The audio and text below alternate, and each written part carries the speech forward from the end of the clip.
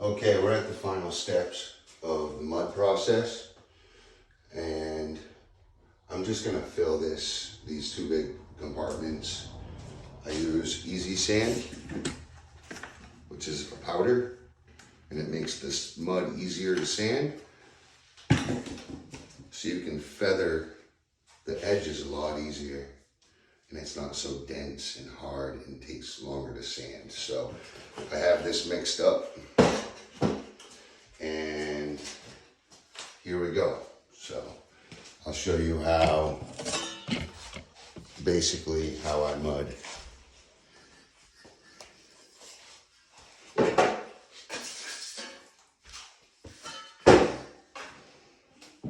Now I've got this mixed really hot because I want it to set up quick. So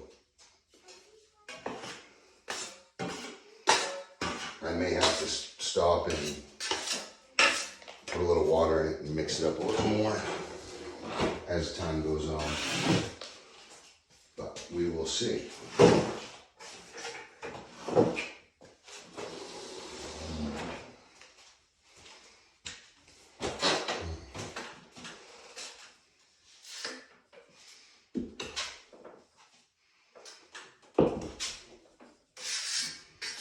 Had a little too much put on there. So I'm forcing it down inside these cracks and really making sure that those are filled nice and deep.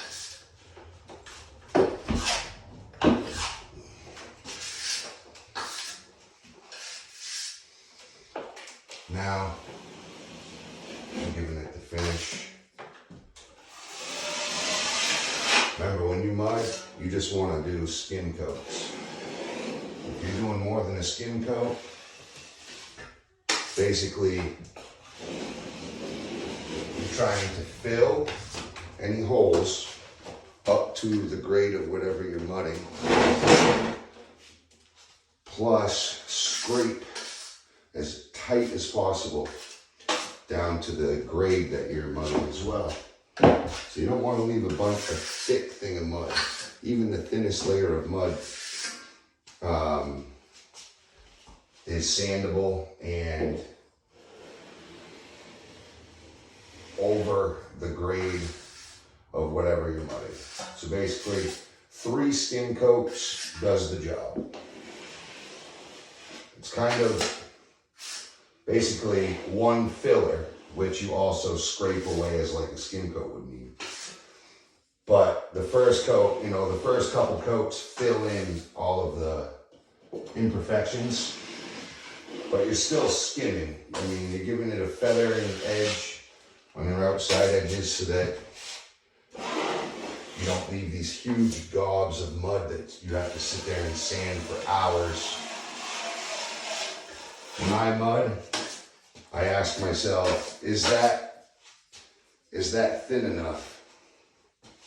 Because believe it or not, even that layer right there, I scrape that as hard as possible, and it's still left a layer of mud that is featherable and brings the thickness of the mud down to, 3 to 5 micrometers, which is desirable for a feathered edge. And everything else in the middle just gets scraped flat, nice and straight, with a nice long trowel like this. You're always trying to dig away your tails. You don't really want to leave a bunch of tails.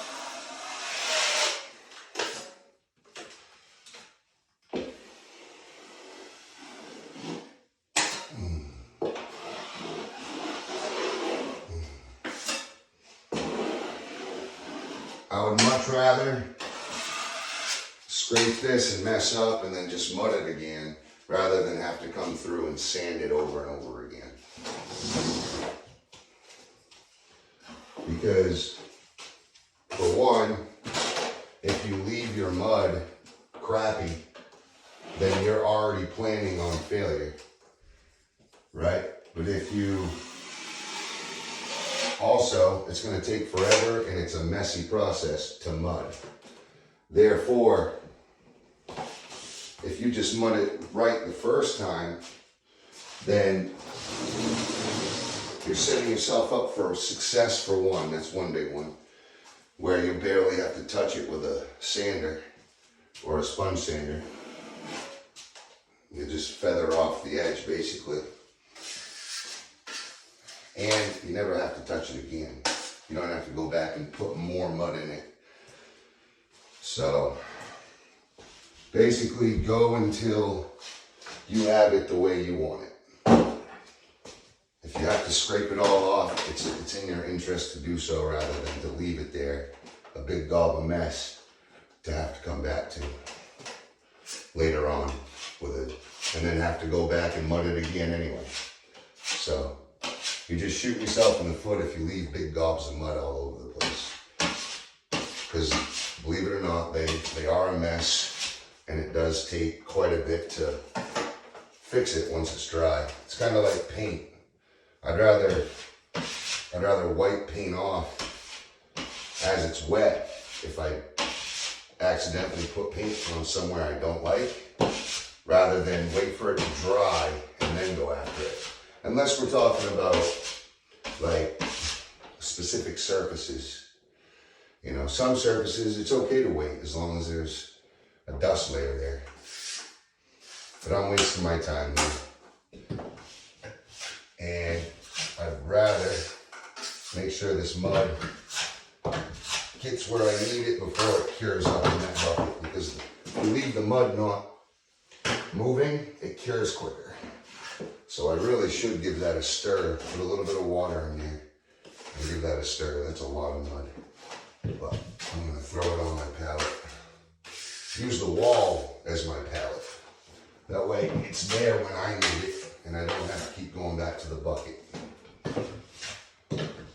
So as you can see, I'm filling on this one, both sides need to be done.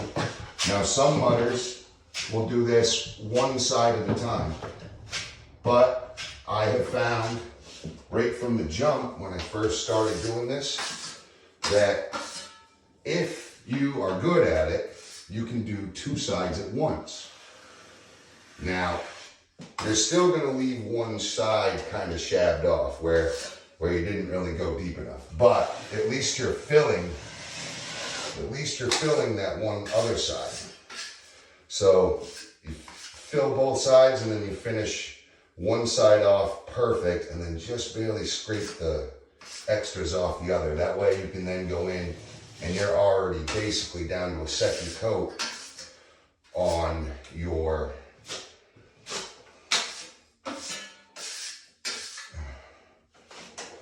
you're basically down to, you're almost finished on your first coat if you do both sides at once. It takes a little while to get used to, but it is doable.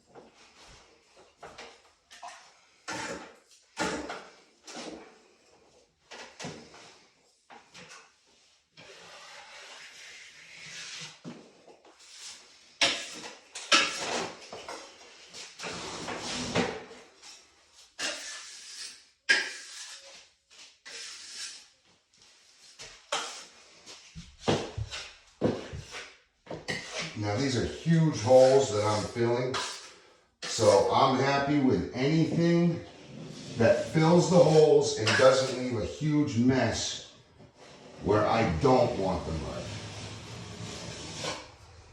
That's okay. You know, as long as I'm filling and not leaving a big mess that I have to sand later. So I'm gonna focus on this, put the mud where I need it, and I usually use my arm as a guide to kind of scrape that second side without taking a bunch off. So now I'm going to go through and start carefully precision filling and I'm going to try my best this first coat to fill both sides as much as possible. As you can see, I'm using my hand as a guide.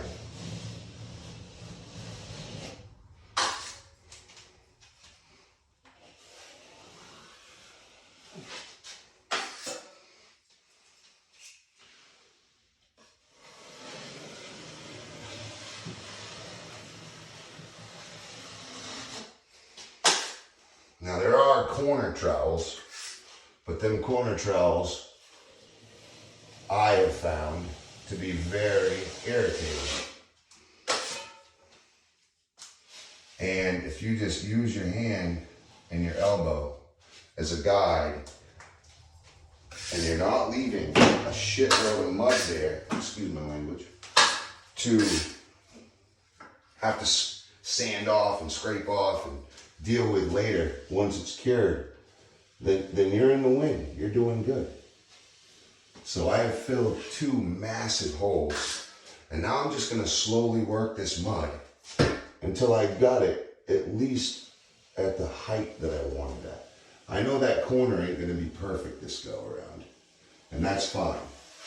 But I'm gonna be 90 to 95% full on both sides of the corner, which is huge time saver if you just take this process seriously.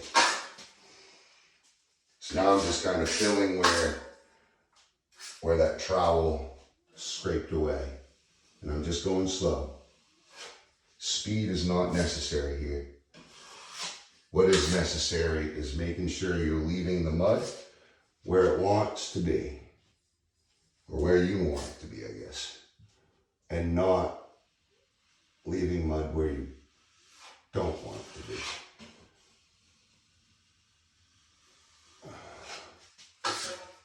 If you have to sand just a tiny little tail off, then that's fine. You can shape that corner with your sponge sander.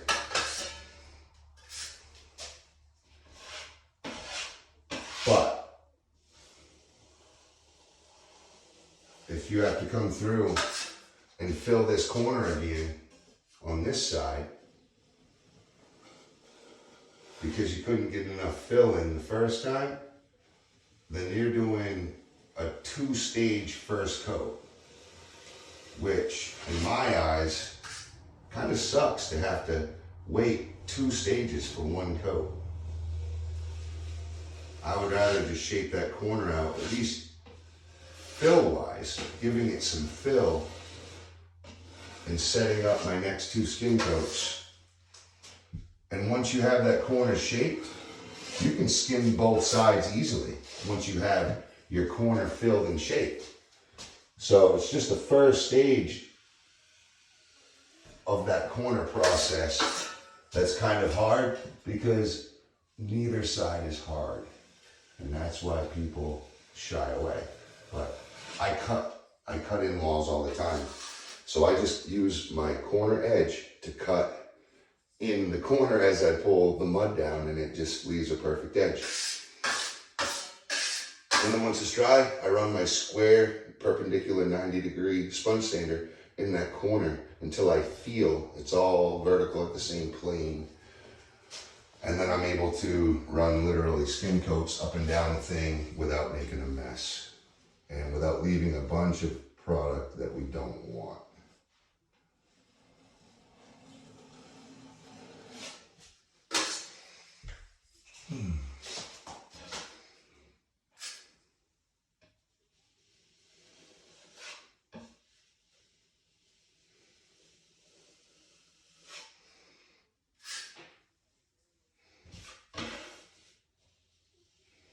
Notice how I angle my knife at about a 45 degree angle, because that pulls the mud this way rather than into the corner doing this. So I'm gonna, basically it's just like cutting in a wall.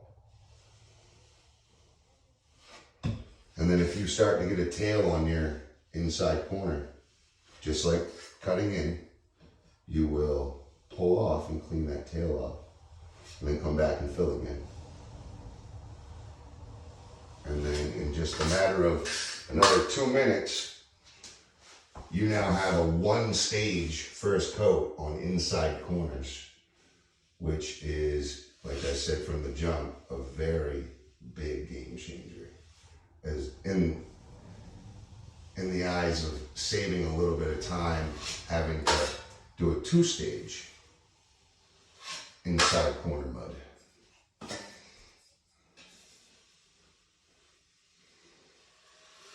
Because this next coat, I'm going to literally come in, lightly sand it, make sure my corner is molded correctly, shaped correctly, looks like a formal vertical line and not a wiggly mess. And then I'm just going to come in and skim coat any filling areas that, or places that need fill. Yeah? Me and Haley are gonna go outside. Okay. That was my daughter.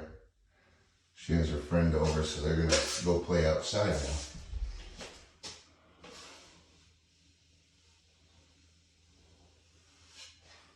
So here we go.